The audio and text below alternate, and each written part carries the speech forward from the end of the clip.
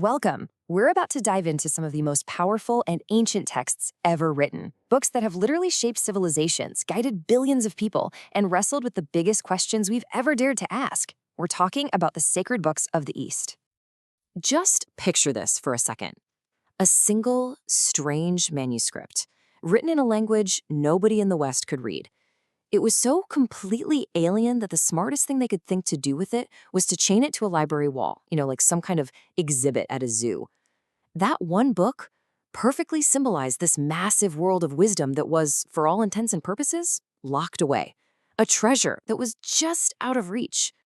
And that's really our starting point. For hundreds of years, these incredible texts were basically sealed books. And they weren't just locked up by chains. They were locked behind these huge walls of language, culture, and just sheer distance.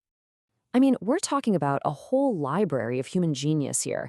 You've got the Vedic hymns, the ancient soul of Hinduism, the Zend-Avesta from Zoroastrianism, the mind-bending philosophy of the Upanishads, the profound wisdom in the Buddhist Dhammapada, and of course, the Quran. Each one is its own universe of ideas, and for so long, they were just a mystery. So you have to ask, how did we get from that one book chained to a wall to a world where anyone can read these things? Well, that story is what we can call the Great Unveiling. And it's a quest. It's full of adventure, fierce intellectual showdowns, and these incredible aha moments that honestly changed everything. Let's just take the Zend-Avesta as a perfect example. A copy shows up in England in 1723, and it just sits there. No one can read it. Decades go by. Then, this young, fiery Frenchman, Anquetil Duperron, decides he's had enough of waiting. So in 1755, he does something kind of crazy. He signs up as a regular soldier just to get a boat to India. After years of hardship, of adventure, of trying to convince skeptical priests to teach him, he comes back to Paris with the whole shebang, the entire Zend-Avesta. His translation in 1771 just explodes onto the scene, but it took years of linguistic detective work, connecting the dots between its ancient language and Sanskrit, before people finally started to believe it was the real deal. And I've got to tell you, that belief did not come easy. The first reaction in Europe was pretty much just shock and total disbelief. The ideas seemed bizarre, the rules made no sense to them. Even a brilliant scholar like William Jones at first just wrote it off as a bunch of silly tales. It was this massive culture shock, as the very orderly, rational world of 18th century Europe was suddenly staring into this ancient, profoundly different way of seeing the universe. Now, real quick, before we go any deeper, there's a key distinction we need to get straight. You're going to hear two words, Vedic and Sanskrit. Vedic, that's the big one.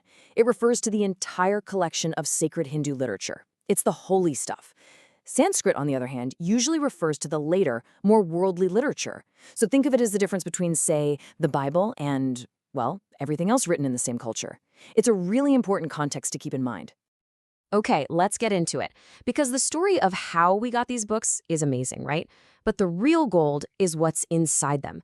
Because all of them, in their own way, are tackling the biggest, heaviest questions of what it means to be human. You know the ones. The questions that keep us up at night. How are we supposed to live? What are we really here to do? And of course, the big one. What happens after all of this is over? These books are just overflowing with answers. And what's so fascinating is how different those answers can be. Just look at how these two traditions think about purity and death. In the Zend-Avesta, it's all about external rules and rituals. You handle a dead body the wrong way, and boom, this female demon gets you, and you are spiritually unclean forever. But then you look at the Buddhist Dhammapada, and it's all about an internal state. Real purity isn't about rituals. It's about being free from your own grief, your own attachments. It's about a mind that's thrown off its own chains. And that amazing contrast right there leads us perfectly into our next idea. Because even though they're asking the same questions, the paths they map out to find the divine, to find our place in it all, they're incredibly diverse. Each one of these traditions forged its own unique path. So, for example, if you open the Vedic hymns, you find God in the raw, wild power of nature. They sing praises to gods like the Maruts, these violent, terrifying storm gods. They're described as being terrible like wild beasts. They can destroy everything, but they also bring the rain that gives life. So the path there is one of awe, of praise, of making offerings to try and get on the good side of these huge, chaotic forces. Then you have a completely different path, the path of renunciation. For Prince Siddhartha, who would become the Buddha, the journey didn't start by looking up at the sky. It started by looking at the person next to him. He saw an old man, then a sick man, then a dead man, and it hit him. Suffering is inescapable. But then he saw that fourth sight, a calm, peaceful monk, and he realized maybe there was a way out.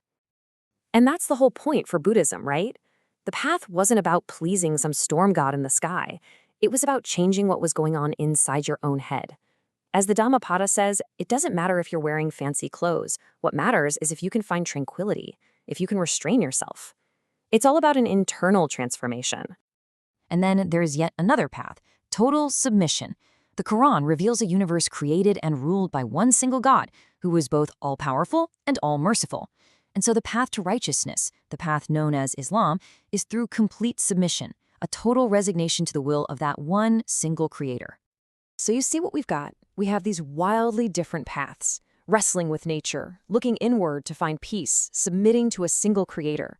But, and this is where it gets really cool, if you listen closely, past all the different rituals and rules, you start to hear these amazing echoes, these moments of shared truth. The writer Thomas Carlyle had a great way of putting it.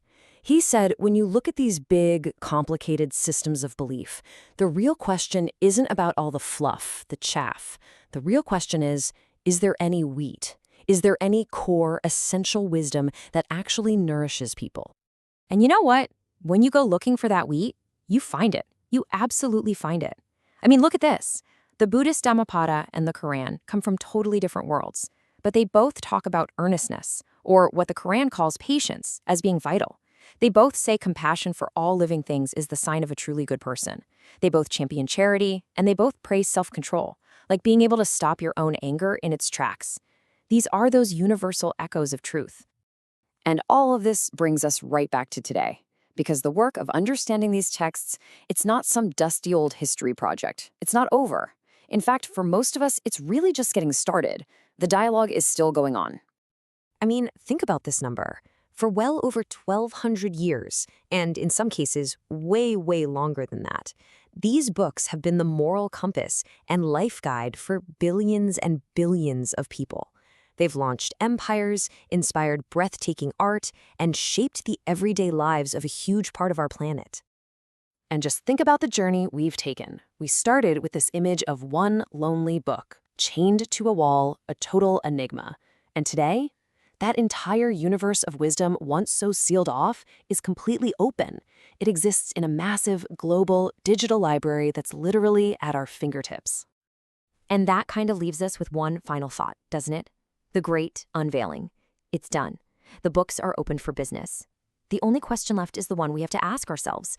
Now that this incredible library is open to all of us, which pages are we going to choose to read? And what wisdom will we decide to look for?